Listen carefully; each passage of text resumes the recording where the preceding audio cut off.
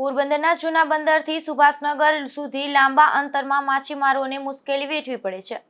આથી જૂના બંદરથી ગોદી વિસ્તાર સુધી નવો ઝૂલતો કેબલ બ્રિજ બનાવવા શહેર કોંગ્રેસ સમિતિ દ્વારા ધારાસભ્યને લેખિત રજૂઆત કરાઈ છે.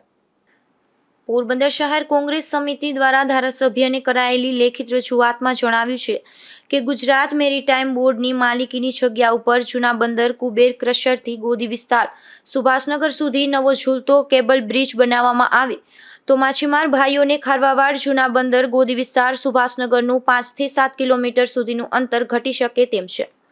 કારણ કે આખા દિવસમાં સવાર, બપોર અને રાત્રે આવક જાવક કરવા માછીમારી ભાઈઓને સમય અને પોતાના વાહનનો પેટ્રોલનો ખર્ચ માથે પડે છે.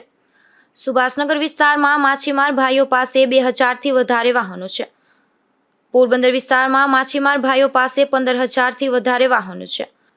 આ કેબલ બ્રિજ બનાવવાથી માછીમારી ભાઈઓને શહેરમાં આવેલ બેંકોમાં કામ માટે, હોસ્પિટલના કામ માટે, બસ સ્ટેશન, રેલવે સ્ટેશન, સેવાકીય કામ માટે કોર્ટ કચેરી ઉપરાંત ફિશરિંગ અને સામાજિક અને સરકારી કામ માટે વારંવાર પોતાનું વાહન લઈ અને પોરબંદર શહેરમાં આવવા જવા માટે સમય અને પૈસા બંનેનો સદુપયોગ થતો નથી. દેવભૂમિ દ્વારકા જિલ્લામાં 905 કરોડના માતબર ખર્ચે સુદર્શન કેબલ બ્રિજ બની શકતો હોય તો મહાત્મા ગાંધીની જન્મભૂમિ પોરબંદરમાં માછીમાર ભાઈઓને આ ઝૂલતા કેબલ બ્રિજની સુવિધા શું કામ ના આપી શકીએ?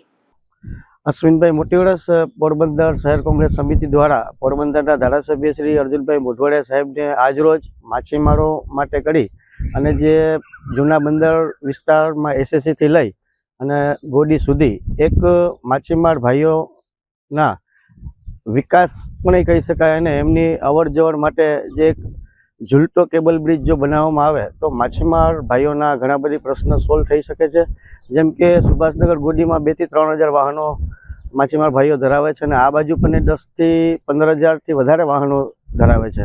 અને એમનું જે અંતર છે જે આ વિસ્તારનું ઝૂલતા બ્રિજ આપણે બની જાય તો 300 થી 500 મીટરનું જ અંતર થાય છે. અને સામાકા થઈને જવું હોય તો 7 કિલોમીટરનો માતબર સમય પણ જાય છે અને પોતાનો સમય અને પોતાના ઈંધણના પૈસા પણ એ ખૂબ જ એના દુરુપયોગ થાય છે. તો એનો સદુપયોગ થાય અને માછીમાર ભાઈઓને વારંવાર બેંકે જવું હોય, એમને કોર્ટ કચેરીના કામ હોય, ફિશરીઝના કામ હોય, ગુજરાત મેરીટાઈમ બોર્ડના કામ હોય, રાજકીય અથવા સામાજિક કોઈ પણ જાતના માછીમાર ભાઈઓને જ્યારે કામ પડે, બોટ એસોસિએશન હોય, પિલાણા એસોસિએશન હોય તો એમને ખૂબ જ તકલીફ પડે છે. અને વહેલામાં વહેલી તકે ધારાસભ્યશ્રીને અમે માંગ એવી કરી છે કે પોરબંદર ખારવા સમાજ અને બોટ એસોસિએશન અને પિલાણા એસોસિએશનને સાથે રાખી અને આ વિસ્તારની અંદર જૂનું એસએસસીથી લઈ અને ગોડી સુધી એક ઝૂલતો કેબલ બ્રિજ બનાવી આપવામાં આવે તો માછીમારોના પ્રશ્ન ઘણા બધી સોલ્વ થઈ શકે છે. જે રીતે બાજુમાં દેવભૂમિ દ્વારકા જિલ્લામાં સુદર્શન સેતુ જે બ્રિજ કેબલ બ્રિજ બન્યો છે તેની 905 કરોડની માતબર કિંમત છે. તો ત્યાં માત્ર 2000 બોટો છે અને અહીં 4 થી 5000થી વધારે બોટો છે. માછીમારો કરોડોનું ઊંડિયામણ કમાવીને આપે છે.